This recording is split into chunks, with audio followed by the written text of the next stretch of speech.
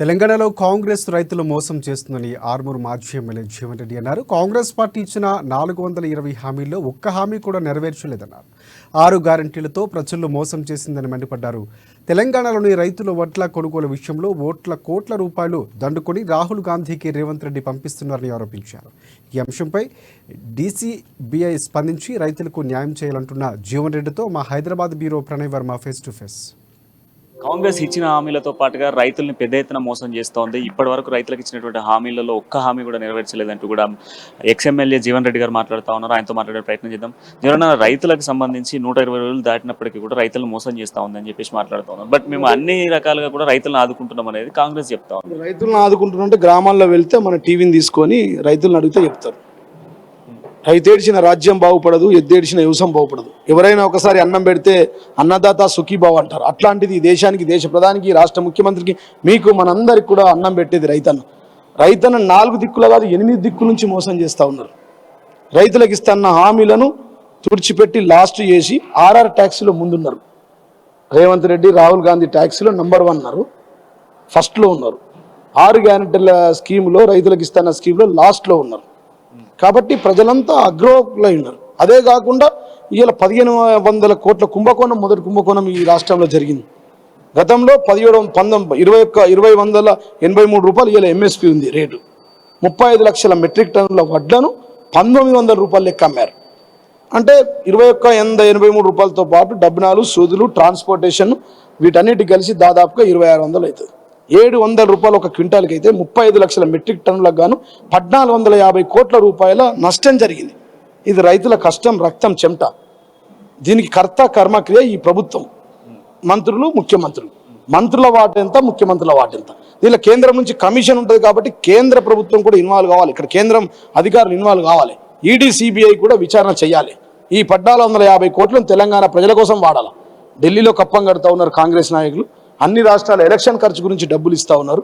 మరి మన ముఖ్యమంత్రి గారు పంపుతూ ఉన్నారు, మన మంత్రులు పంపుతూ ఉన్నారు. కాబట్టి మరి ఉత్తమ్ కుమార్ రెడ్డి గారికి ఎందుకు గ్లోబల్ టెండర్లో ఇచ్చారు, ఎవరెవరు ఆ గ్లోబల్ టెండర్లో పాల్గొన్నారు, పాల్గొన్న వారందరూ వీళ్ళకి వాటాలు ఎంత ఇచ్చారు, 6 మంత్రులకు ఎంత ఇచ్చారు, ముఖ్యమంత్రిగా ఎంత ఇచ్చారు, వాటాదారులు ఎవరు, సూత్రధారులు ఎవరు, పాత్రధారులు ఎవరో తేలాల. సుమోటో కింద ఈడీ, సిబిఐ కేసు బుక్ చేయాలి. వారు ఇస్తున్న 420 420 స్కీమ్స్ ఏవైతే ఉన్నాయో వాటిని మంట కలిపారు. ఆర్ఆర్ ట్యాక్సీలో ఫస్ట్ ఉన్నారు, 6 గ్యారంటీలో లాస్ట్ ఉన్నారు. కాబట్టి ప్రజలు గమనిస్తూ ఉన్నారు. ఇవాళ రైతులకు 2 లక్షల రుణమాఫీ డిసెంబర్ 9వ తారీఖు ఇస్తాను ఇచ్చారా? నేను అందుకోసమే రైతులకు విజ్ఞప్తి చేస్తున్నా ఈ రాష్ట్రంలో. ఒకవేళ కనుక రేవంత్ రెడ్డి గారు 2 లక్షల రుణమాఫీ చేస్తే మీరు కాంగ్రెస్ వైపు వెళ్ళండి. రుణమాఫీ కాకపోతే బీఆర్ఎస్ కారు గుర్తుకు ఓటేయండి. రైతు కూలీలు 12,000 రూపాయలు వస్తే అటువైపు వెళ్ళండి కాంగ్రెస్కు. రైతు కూలీలకు 12,000 రాకపోతే మా వైపు బీఆర్ఎస్ వైపు, కేసీఆర్ వైపు రండి, కారు గుర్తు వైపు రండి. ఒకవేళ మా మహిళ అక్క చెల్లెలకు వారికి 2500 పింఛన్లు వస్తే అటువైపు వెళ్ళండి మహాలక్ష్మి. లేకపోతే మా వైపు రండి బీఆర్ఎస్ కారు గుర్తు.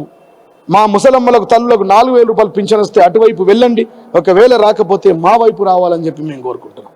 కాబట్టి ఈ విధంగా నిజంగా వారిచ్చిన పథకాలు, స్కీమ్స్ వస్తే అటువైపు వెళ్ళండి.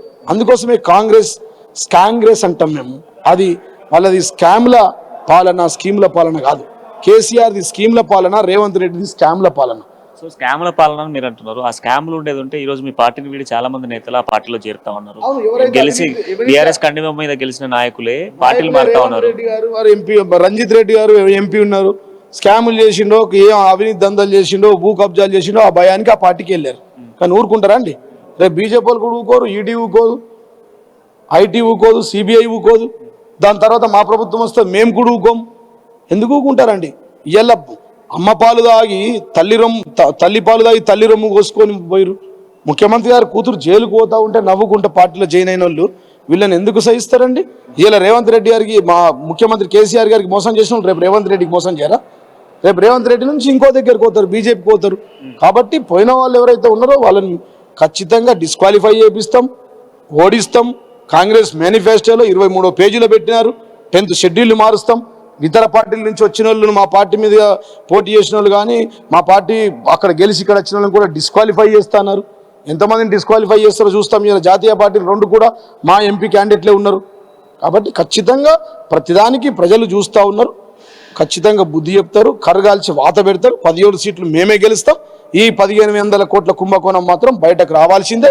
మేము ఈడీ సిబిఐ కూడా కంప్లైంట్ ఇస్తాం, న్యాయ పోరాటం చేస్తాం, అవసరమైతే హైకోర్టు సుప్రీంకోర్టు కూడా వెళ్తాం. దీని మీద కేంద్ర వ్యవసాయ శాఖ మంత్రికి అక్కడ ప్రిన్సిపల్ సెక్రటరీ కూడా మేము ఇస్తాం లెటర్లు.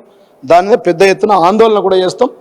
దాన్ని ఖచ్చితంగా బయటకు తీస్తామని చెప్పి ఈ వడ్ల కుంభకోణం ఏదైతే ఉందో 1450 కోట్లు అది బయటకు రావాల్సిందని చెప్పి సందర్భంగా తెలియజేస్తాం. సో మిమ్మల్ని కూడా కాంగ్రెస్ పార్టీలోకి రమ్మని ఆహ్వానిస్తా ఉన్నారు, బెదిరిస్తా ఉన్నారు, కేసులు పెడతా ఉన్నారు, మీకు నామినేటెడ్ పోస్టులు ఇస్తాము, ఎంపీ టికెట్ ఇస్తామని చెప్పి జీవన్ రెడ్డికి మంచి ఆఫర్లు ఇస్తా మా ఉన్నారు. దగ్గర కూడా వారు 7-8 మంది ఇప్పటికే మమ్మల్ని కేసులు 7-8 పెట్టారు. హైకోర్టుకి వెళ్ళాం, రిట్ పిటిషన్ చేశాం. కరెంటు కట్ చేసుడితో పాటు మా మాల్ అండ్ మల్టీప్లెక్స్ని సీజ్ చేశామని బెదిరించారు. దాని తర్వాత భూముల మీదకి వచ్చారు, ఇంటికి నోటీస్ ఇచ్చారు. అనేక కేసులు మేము ఎదుర్కొంటూ ఉన్నాం. ఖచ్చితంగా రానున్న రోజుల్లో దానికి ప్రతిచర్యలు కూడా వాళ్ళ మీద ఉంటాయి.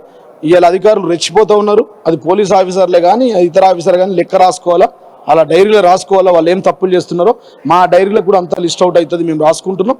ఖచ్చితంగా మేమేమిటో వాళ్ళు మమ్మల్ని బెదిరించినా, మా మీద కేసులు పెట్టినా, మమ్మల్ని జైలుకు పంపినా కానీ కేసీఆర్ ఉన్నంత కాలం, కేసీఆర్ బతుకున్నంత కాలం బీఆర్ఎస్ పార్టీతోనే ఉంటాం. ఒకవేళ సస్తే కూడా బీఆర్ఎస్ కండువ కట్టుకొని చచ్చిపోతామని చెప్పి సందర్భం తెలియజేస్తాం. సో రేపు ఈరోజు చేవెళ్లలో సభ పెట్టారు, ఒకటి పార్లమెంట్కి సంబంధించి తొలి సభ కేసీఆర్ది. సో మరి ఈ సభతో తెలంగాణ ప్రజలకు, ప్రజానికానికి 117 ఏదైతే ఇప్పుడున్న ఎంపీ స్థానాలకు గాను సో అందరిని గెలిపించబోతా ఉన్నారు. ఈ సభ ద్వారా ప్రజలకు ఏం దిశానిర్దేశం చేయబోతా ఉన్నారు? చెప్తాం, ఉన్నట్టుగా చెప్తాం. ఇలా ప్రజలకు 100% ముఖ్యమంత్రి గారు పోతురు, వారి బస్ యాత్ర కంటిన్యూ ఉంటుంది. అన్ని సభలలో కూలంకుషంగా చెప్తాం. కాంగ్రెస్ చేసిన అవినీతి చెప్తాం, కాంగ్రెస్ చేసినటువంటి మోసం చెప్తాం, కాంగ్రెస్ చెప్పినటువంటి అవినీతి బాగోతాన్ని బయటకు తీసుకొస్తాం. వారు చెయ్యని పనుల గురించి చెప్తాం. వాళ్ళ 420 పథకాలని 420 కాంగ్రెస్ అని చెప్తాం. 25 న్యాయ్ 25 గ్యారంటీ కూడా చెప్తామని చెప్పి సందర్భం తెలియజేస్తాం. Thank you. సో మొదటికి కాంగ్రెస్ ఇచ్చినటువంటి హామీలకు సంబంధించి కాంగ్రెస్ 420 హామీలు అంటూ కూడా చెప్తా ఉన్నారు. అంతేకాకుండా రైతులను పెద్ద ఎత్తున అన్యాయం చేస్తుంది, వడ్లలో కొన్ని లక్షల కోట్ల కుంభకోణం ఇప్పటికీ కాంగ్రెస్ పార్టీ చేస్తుందంటూ కూడా జీవన్ రెడ్డి మండిపడతా ఉన్నారు. ఇక నాపై వస్తున్నటువంటి కాంగ్రెస్లోకి వెళ్తాడన్నటువంటి వార్తలు అవి వాస్తవాలు కాదు, ఖచ్చితంగా కూడా సచ్చేంత వరకు బీఆర్ఎస్ పార్టీతోనే, కేసీఆర్తోనే అడుగు జాడలంటూ కూడా చెప్తున్న సిచ్యువేషన్స్ కనబడుతా ఉన్నాయి. వీడియో జర్నలిస్ట్ శివతో ప్రణయ్, అమ్మా న్యూస్, తెలంగాణ భవన్.